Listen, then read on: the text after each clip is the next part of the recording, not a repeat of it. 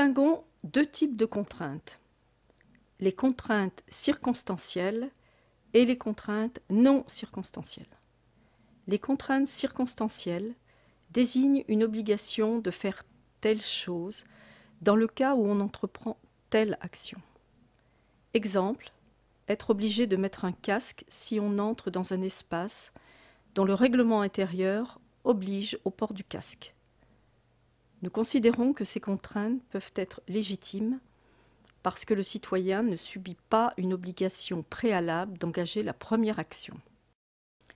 Les contraintes non circonstancielles, que nous appelons obligation de faire en dehors de toute contingence, désignent une obligation de faire telle chose sans avoir engagé d'action préalable ou en étant immobile dans son espace privé.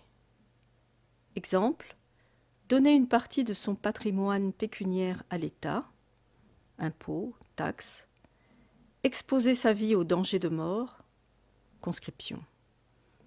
Nous considérons que ces contraintes ne sont pas légitimes parce qu'elles s'exercent sur le citoyen sans aucune contrepartie négociée.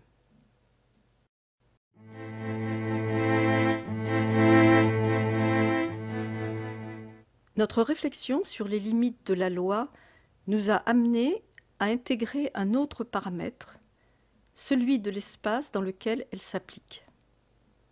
En effet, l'impact d'une nuisance dans un espace privé ne peut être traité de la même façon que dans un espace public.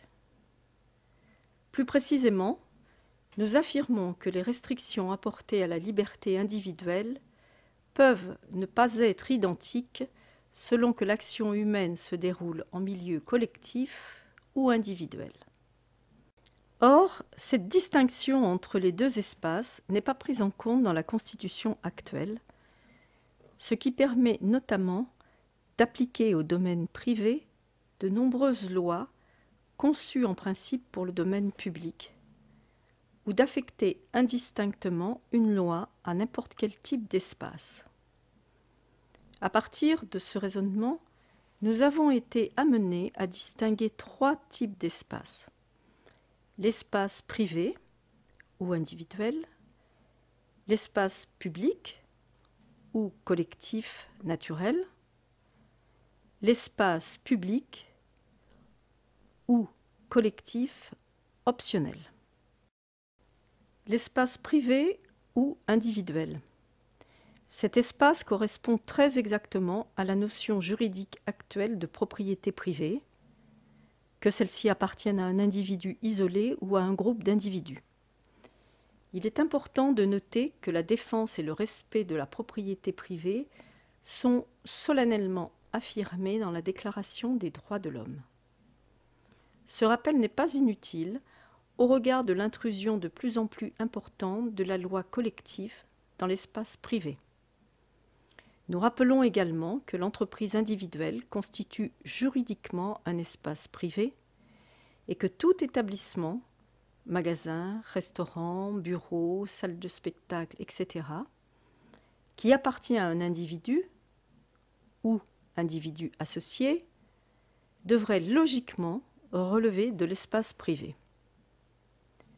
De ce fait, nous rejetons la notion administrative d'ERP, établissement recevant du public, qui, en soumettant les lieux privés au règlement intérieur des lieux publics, introduit une juridiction de droit exorbitant.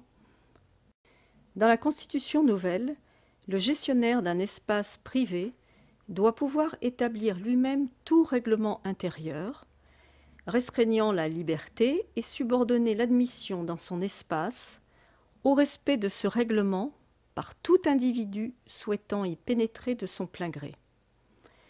Subsidiairement, ce règlement intérieur ne doit pas contrevenir aux dispositions de la loi générale.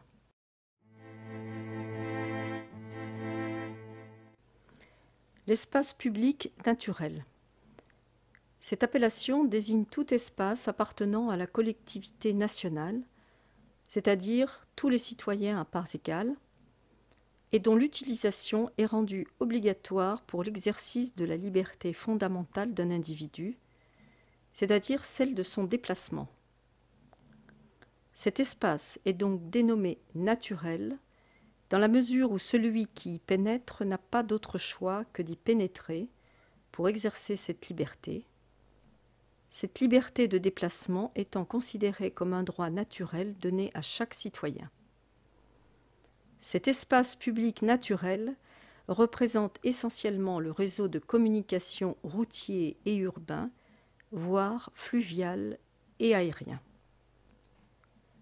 Dans la Constitution nouvelle, un espace public naturel ne peut faire l'objet de règlements intérieurs. Seule s'applique la loi générale.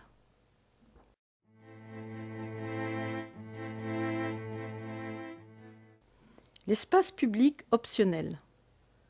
Cette appellation désigne tout espace appartenant à la collectivité nationale, c'est-à-dire à tous les citoyens à parts égales, et dont l'utilisation n'est pas rendue obligatoire pour l'exercice de la liberté fondamentale de déplacement des citoyens. Cet espace est donc dénommé optionnel dans la mesure où celui qui y pénètre choisit de le faire en toute connaissance de cause et, inversement, peut choisir de ne pas y pénétrer. C'est précisément cette non-obligation d'utilisation, d'un point de vue objectif ou juridique, qui va déterminer le caractère optionnel de l'espace collectif. À titre d'exemple, un musée, une piscine, des monuments publics sont des espaces publics optionnels. Dans la Constitution nouvelle, le gestionnaire d'un espace collectif optionnel peut établir lui-même tout règlement intérieur restreignant la liberté individuelle et subordonner l'admission dans son espace au respect de ce règlement par tout individu souhaitant y pénétrer de son plein gré. Subsidiairement, ce règlement intérieur ne peut contrevenir aux dispositions de la loi générale. Dans la Constitution nouvelle, la loi générale doit donc cohabiter avec des règlements intérieurs spécifiques à chaque type d'espace citoyen considéré. Il est à noter que ces principes fondamentaux, aussi bien dans le domaine de la loi d'interdiction que de la loi d'obligation, conduisent à restreindre significativement les domaines de l'activité humaine où la loi générale peut s'exercer. Par induction, il vise à réduire globalement le nombre de lois inscrites dans le corpus législatif. Dans la Constitution nouvelle, la loi ne peut créer une obligation de faire, en dehors de toute contingence. Par ailleurs, la loi générale doit cohabiter avec des règlements intérieurs spécifiques à chaque type d'espace citoyen considéré. C'est le troisième point de rupture avec le système actuel.